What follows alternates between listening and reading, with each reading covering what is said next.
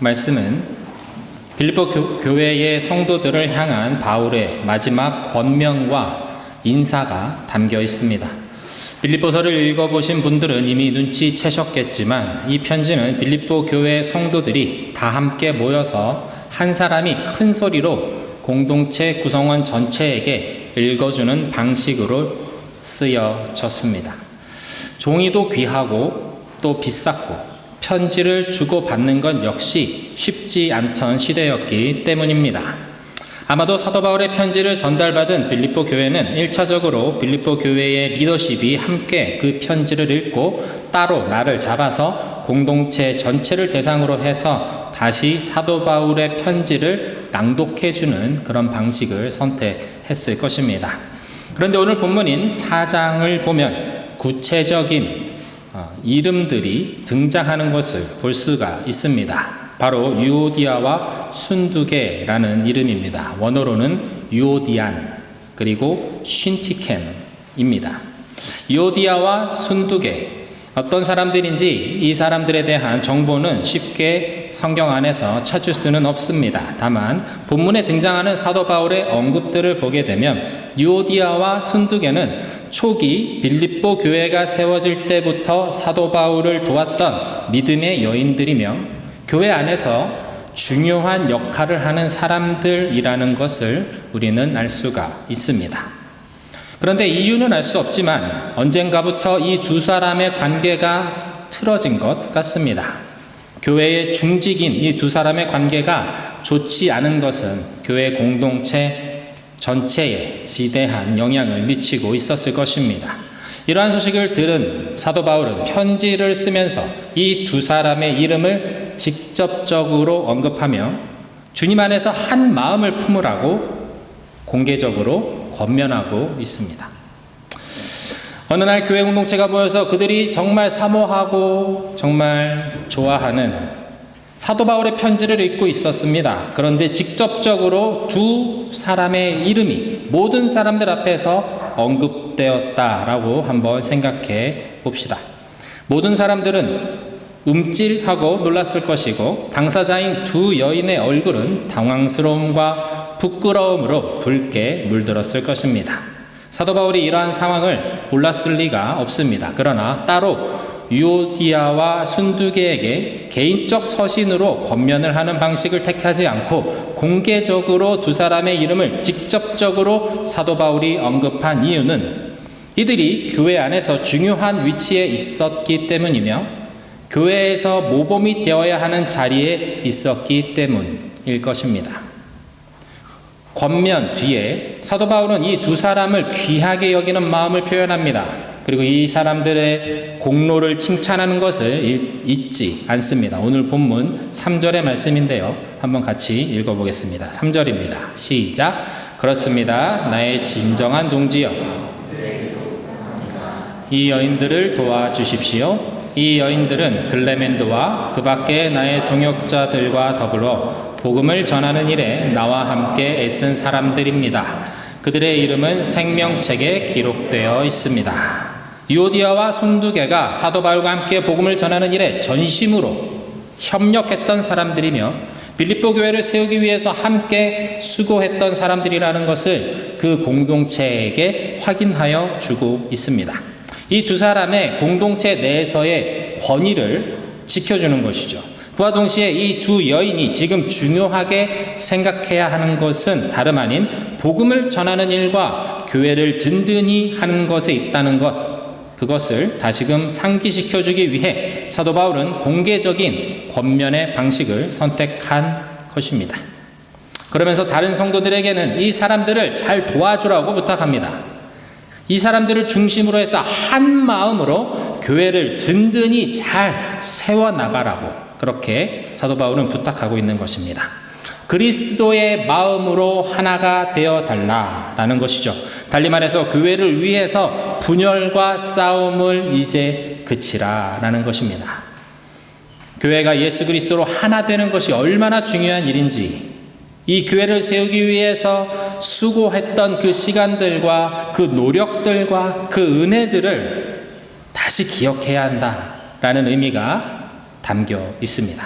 교회를 위해서 나의 이익과 나의 고집을, 나의 자존심을 내려놓는 것이 진정으로 그 이름이 생명책에 기록된 사람들이라고 사도 바울은 말해주고 있는 것입니다. 교회가 뭐가 그렇게 중요합니까? 세상에 널린 게 교회인데, 많고 많은 게 교회고, 여기 아니면 다른 데 가서 예배 드리면 되지 않습니까? 라고 쉽게 말하는 사람들이 있습니다. 그런 분들은 죄송하지만 교회가 뭔지 아직 잘 모르고 계시는 분들입니다. 교회는 내가 은혜 받고 내가 섬김받는 그런 곳이 아닙니다. 교회는 내가 죽는 곳입니다. 예수 그리스도의 십자가의 보혈이 이 공간 안에 가득 차 있습니다. 우리 눈에 보이지 않지만 가득 차 있습니다.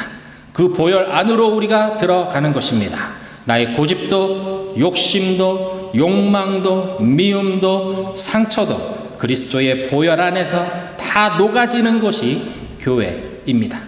그 보혈의 능력으로 세상 가운데 상처받고 방황하는 사람들의 삶이 변하고 성격이 변하며 생각이 변화하는 곳이 교회입니다. 그러니 사탄이 얼마나 이 교회를 싫어하겠습니까? 사탄이 교회를 얼마나 무너뜨리고 싶겠습니까? 세상의 권세 잡은 자가 사탄인데 그 세상의 권세로 교회를 향해서 언제든지 거짓과 비난의 화살을 날리고 싶지 않겠습니까? 우리는 세상의 말에, 이 사탄의 거짓말에 속지 말아야 합니다. 교회는 그리스도의 피값으로 사신받은 곳입니다. 그것만이 교회의 본질입니다. 그것이 교회입니다. 그리스도의 보혈이 흐르는 곳이 교회이기 때문에 교회가 세상의 소망이 될 수밖에 없는 것입니다.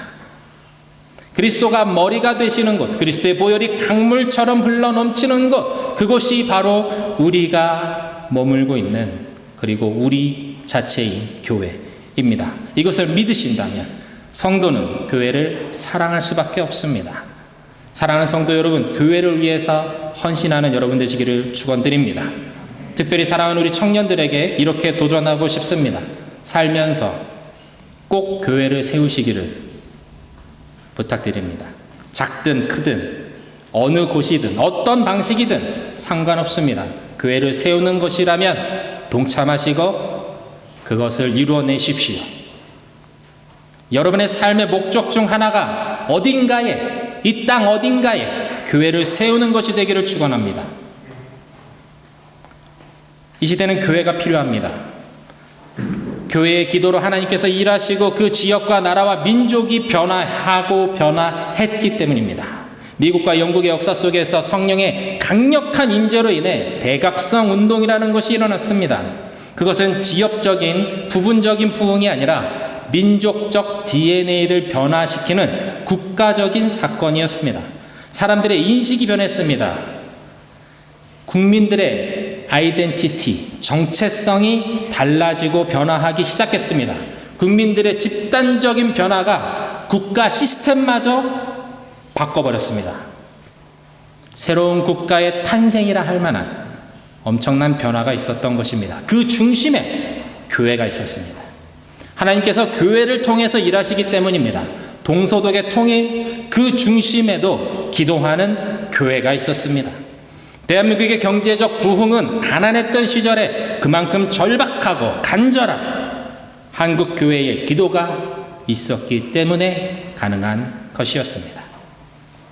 하나님께서는 여전히 이 시대에도 이 땅의 교회를 통해서 일하십니다.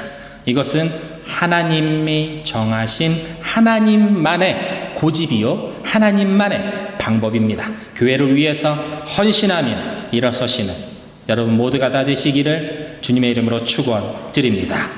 오늘 본문 4절과 5절의 말씀 한번 같이 읽겠습니다. 4절과 5절입니다. 시작. 주님 안에서 항상 기뻐하십시오. 다시 말합니다. 기뻐하십시오. 여러분의 관용을 모든 사람에게 알리십시오. 주님께서 가까이 오셨습니다. 다시금 사도 바울은 기쁨에 대해서 말합니다.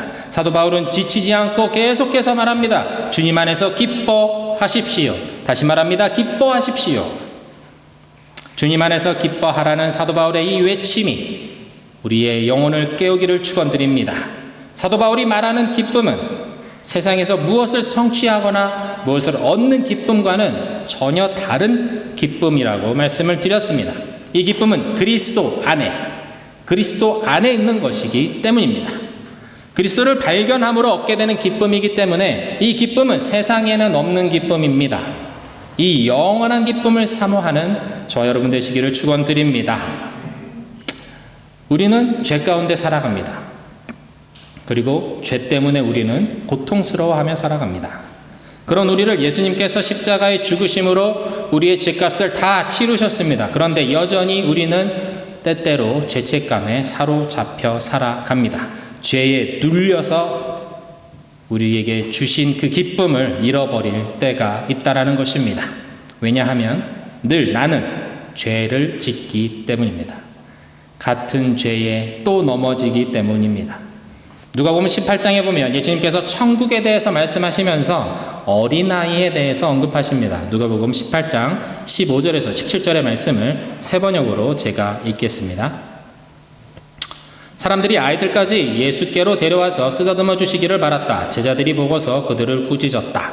그러자 예수께서 아이들을 가까이에 부르시고 말씀하셨다. 어린이들이 내게로 오는 것을 허락하고 막지 말아라. 하나님의 나라는 이런 사람의 것이다. 내가 진정으로 너희에게 말한다. 누구든지 어린이와 같이 하나님의 나라를 받아들이지 않는 사람은 거기에 들어가지 못할 것이다. 하나님의 나라가 어린아이와 같은 자들의 것이다 라는 이 말씀은 순수해야 한다. 어린아이와 같이 깨끗해야 된다 라는 말씀이 아닙니다. 이것은 어린아이같이 작은 자, 어린아이같이 스스로 무엇인가를 할 수도 없고 무엇인가를 스스로 이룰 수도 없는 어떤 무능력한 존재에 대한 이야기입니다. 우리는 죄를 지은 나를 보면서 괴로워합니다. 내가 나의 죄를 극복할 수 없다라고 생각하기 때문입니다. 하나를 극복하면 다른 죄가 다시 내 안에서 또 나오고 또 발견됩니다. 극복한 줄만 알았던 죄가 다시 뜬금없이 나를 둘러싸고 여전히 같은 죄에 다시 넘어지는 나를 발견합니다. 그래서 1960년대 미국과 유럽에 히피 문화라는 게 생겼습니다. 이 히피 문화는 청년들이 성경을 중심으로 해서 일어난 어떤 사회적 규범이나 어떤 규칙들을 다 무시하려고 하는 어떤 모습이었습니다. 죄책감에서 자유로워지고 싶었기 때문입니다. 죄를 죄라고 부르는 모든 규칙과 규범을 거부하기로 한 것이죠. 그러면서 이제는 죄가 없고 죄책감도 없으니 자유로울 것이다 라고 생각하는 것이죠. 하지만 그렇게 한다고 해서 죄가 없어졌습니까? 그렇지 않습니다. 죄를 죄라고 부르지 않기로 한다고 해서 죄가 없어지는 것은 아니기 때문입니다.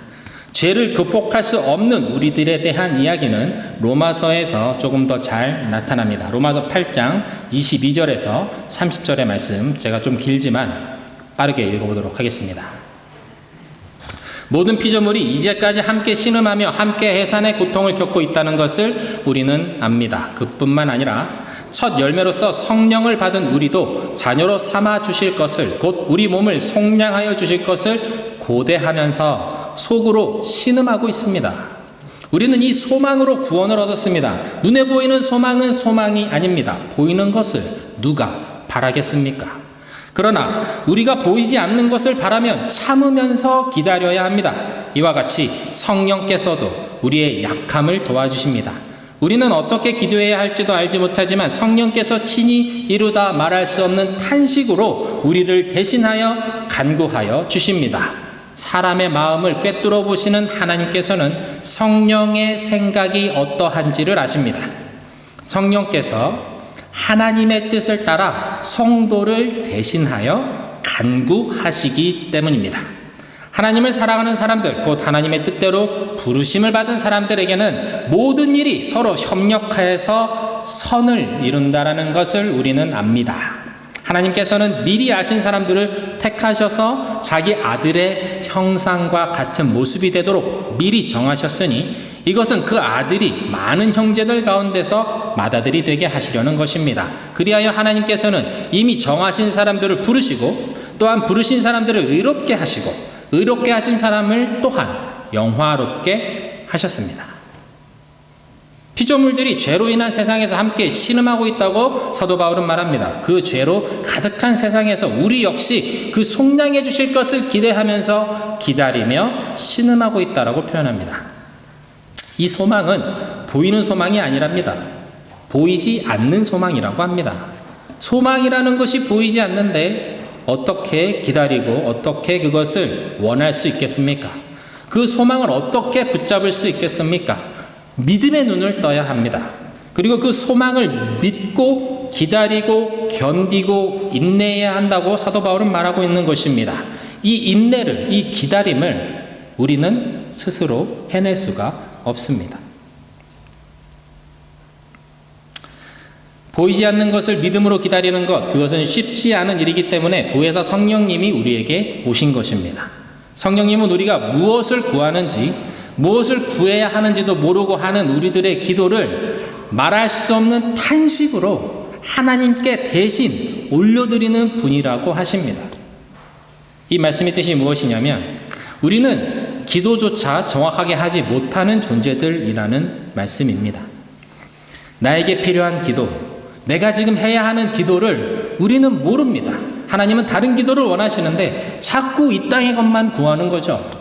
하나님은 다른 기도를 하나님께서 듣기를 원하시고 다른 것을 하나님께서 명령하시는데 자꾸 다른 것만을 구하는 것이 우리라는 것입니다. 성령님의 도움 없이는 우리는 하나님께 기도하는 것이 그게 어떤 기도든 우리가 얼마나 오랜 신앙생활을 했든 얼마나 많이 알든 목사든 장로든 집사든 상관없이 성령님이 말할 수 없는 탄식으로 인해 우리가 주님의 자녀요 구원받은 백성으로 살아갈 수 있게 도와주신다라는 뜻입니다. 우리가 늘 암송하는 28절 말씀인 모든 것이 합력하여 선을 이룬다 라는 이 말씀은 우리가 이렇게 기도하든 저렇게 기도하든 우리가 잘하든 못하든 우리의 능력과는 상관없이 모든 것은 합력하여 끝내 선을 이루게 하신다라는 뜻입니다. 내가 무엇을 할 수 있어서 선을 행하는 것이 아닙니다. 하나님께서 그렇게 만들어내고 마신다라는 뜻입니다. 29절과 30절의 말씀도 동일합니다. 하나님께서 선택하셔서 자기 아들의 형상과 같은 모습이 되도록 미리 정하셨다라고 말씀하시고 아들이신 예수님의 형상으로 우리들을 만들어 가시겠다라는 하나님의 의지가 확인되는 곳입니다. 그래서 이미 정하신 사람들을 부르시고 부르신 사람들을 의롭게 만드시고 의롭게 한 사람들을 한 단계 더 끌어올리셔서 영화롭게까지 만드시는 것, 그것이 우리 하나님이시고 이것이 그분의 계획이며 이것이 그분의 의지라는 것입니다. 그 누구도 이것을 막을 수 없고 무너뜨릴 수 없다라는 것입니다. 우리가 거기에 있다라는 것을 로마서는 말해주고 있는 것이죠. 다시 우리의 죄악된 모습으로 돌아가 봅시다. 죄로 인해서 우리는 괴롭습니다. 예수님께서 십자가에서 죽으셨지만 나의 죄는 여전히 멈추지 않습니다. 죄를 넘으면, 죄를 극복하면, 죄를 참으면 또 다른 죄가 다가옵니다. 또 다른 죄가 나에게 나옵니다. 세상은 죄로 가득하고 우리는 죄 가운데 태어납니다. 그런데 그런 우리를 품으시면서 예수님께서 뭐라고 말씀하십니까? 이런 어린아이와 같은 자들이 천국을 소유할 수 있다 라고 말씀하시는 것입니다. 어린아이는 스스로 무엇인가를 할 수 없다라는 것의 대명사입니다. 대변을 보고 나서 혼자서 그 뒤처리조차 할 수 없는 존재가 어린아이입니다. 누군가 먹은 것을 주지 않으면 굶어야 하는 것이 어린이입니다. 우리가 영적인 어린이라는 것을 인정하는 것, 이것이 회개입니다. 아무것도 할 수 없다는 것, 철저히 의존적인 존재가 된다라는 것, 그것이 회개입니다. 그리고 기대하는 것이죠. 내가 의존하는, 내가 의지하는 아버지가 하실 일을 말입니다. 아버지가 어떤 분이신지 알기 때문에 나는 다 이해할 수 없고 그분의 계획을 다 알 수 없지만 아버지의 뜻은 알기 때문에 아버지의 의지가 무엇인지 알기 때문에 그것을 기대하며 기쁜 마음으로 기다릴 수 있는 것입니다. 저희 아들들은 화장실에서 큰일을 보면 큰 소리로 엄마와 아빠를 부릅니다. 제가 화장실로 가면 우리 둘째 아들 승환이는 저를 보고 생글생글 웃습니다. 냄새가 납니다. 하지만 전혀 부끄러워하지 않습니다. 내가 아빠기 때문이죠. 자신이 스스로 뒤처리하지 못하는 것에 대해서 전혀 부담감이 없습니다. 당연하다는 듯이 허리를 저에게 굽히고 몸을 저에게 맡깁니다. 어서 닦아달라는 거죠. 뒤처리가 끝나기 무섭게 변기에서 내려와서 쪼르르 자기 방으로 달려가서 자기가 하던 거 장난감 계속 놀고 그렇게 합니다. 우리가 여전히 죄책감에 사로잡혀 있다는 것은 내가 무엇인가를 할 수 있는데 못하기 때문이라고 생각하기 때문입니다. 내가 저지른 죄에 대한 어떤 책임감이 내게 있다는 것이죠. 그러면서 후회하는 거죠. 부끄러워하는 겁니다. 그러나 이러한 죄책감이 너무 심해지면 사단이 틈타합니다. 우리가 주님의 자녀로 주님 앞에 나아가지 못하게 막는 역할을 하는 거죠. 저희 아들이 부끄럽다고 화장실 문을 잠그고 열어주지 않으면 제가 아들을 도울 수 없습니다. 간단한 것인데도 불구하고 말입니다. 그렇게 되면 우리 아들 승환이는 화장실을 벗어나지 못할 겁니다. 문을 열고 아버지인 저를 맞이해야 합니다. 적극적으로 도움을 기뻐하며 즐거워하며 아버지와 놀이를 하듯이 그렇게 아버지의 도움을 받아야 합니다. 그 부끄러움까지 포함해서 나의 전 존재를 아버지께 맡겨야만 한다는 것이죠. 그게 믿음입니다. 하나님께서 우리에게 말씀하십니다. 너는 어린 아이와 같은 자다. 내가 너의 죄의 짐을 이미 졌다. 나는 너를 내 아들 예수 그리스도의 형상으로, 예수 그리스도의 모습으로, 예수 그리스도처럼 너를 그렇게 만들 거다. 내가 어떻게 하든, 내가 무엇이든, 내가 무엇이었던 상관없이 이 목표와 계획은 이미 정해진 것이고 이것은 나 여호와 하나님이 이룰 것이다. 이 하나님 아버지의 음성을 들을 때 그분의 자녀들은 비로소 환호하며 기뻐할 수 있는 것입니다. 자녀된 우리가 기뻐하는 이유입니다. 예수 그리스도 안에서 기뻐한다라는 것, 그래서 그것은 세상에서 가끔씩 경험하는 단순한 기쁨과 질적으로 다릅니다. 그것은 감정적인 흥분이나 어떤 즐거움이라기보다는 주님 안에 있기 때문에 느껴지는 기대감, 평안함, 담대함, 안정감, 견고함, 선량함, 온유함, 넉넉함 등 다양하게 표현될 수 있는 것입니다. 그래서 오늘 본문에서도 사도 바울이 이 부분을 이렇게 풀어서 설명하고 있습니다. 오늘 본문 8절과 9절의 말씀인데요. 한번 같이 읽겠습니다. 8절입니다. 시작. 마지막으로 형제자매 여러분, 참된 것과 무엇이든지 경건한 것과 무엇이든지 옳은 것과 무엇이든 순결한 것과 무엇이든 사랑스러운 것과 무엇이든지 명예로운 것과 또 덕이 되고 칭찬할 만한 것이면 이 모든 것을 생각하십시오. 그리고 여러분은 나에게서 배운 것과 받은 것과 듣고 본 것들을 실천하십시오. 그리하면 평화의 하나님께서 여러분과 함께 하실 것입니다. 이것이 바로 주님 안에서 발견할 수 있는 기쁨의 종류입니다. 주님 안에 거함으로 그 영원한 기쁨을 가진 사람으로 살아갈 때 맺어지는 삶의 모습은 참되고 경건하고 옳고 순결하고 사랑스럽고 명예롭고 덕이 되며 칭찬할 만한 모습들로 나타나더라 라는 것입니다.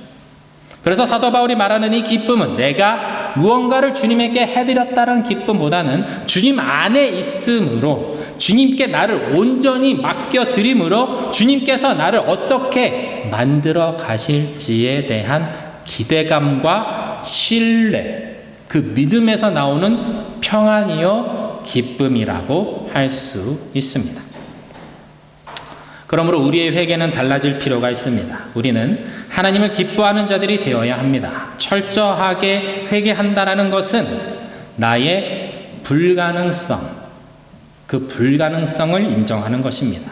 주님 앞에서 나의 불완전함, 불가능함을 고백하는 것이 회개입니다. 시시콜콜 죄의 제목들을 열거하면서 회개하는 것이 아니라 전적으로 주님께 의탁하는 것이 우리의 회개 기도이며 우리의 고백이 되어야 한다는 것이죠. 우리의 회개 기도는 저는 그래서 안 됩니다. 저는 또 죄 때문에 또 넘어졌습니다. 그런 어떤 절망과 좌절 안에 있는 것이 아닙니다. 그 슬픔의 눈물 안에 갇혀 있는 것이 아닙니다. 나를 이끄시는 하나님에 대한 희망과 소망으로 나아가야 합니다. 지금 나의 모습이 아닌 나를 빚어가시고 가르치시고 인도하시며 새롭게 하실 그 주님을, 그분의 결정과 의지를, 그분의 성품을, 그분의 십자가의 언약을 기대하는 것입니다. 우리의 기도가, 우리의 예배가, 우리의 삶이 사람의 헤아림, 사람의 이해를 뛰어넘는 하나님의 평화 가운데 올려지는 것, 그것은 이러한 기도, 이러한 신앙의 고백 위에 있는 것입니다. 그럼 우리 모두가 영원한 기쁨 안에 거하는 삶을 누리기를 예수 그리스도의 이름으로 축원을 드립니다. 영원한 기쁨 안에 거하시는 저와 여러분 되시기 주님의 이름으로 다시 한번 축원드립니다. 마지막으로 오늘 본문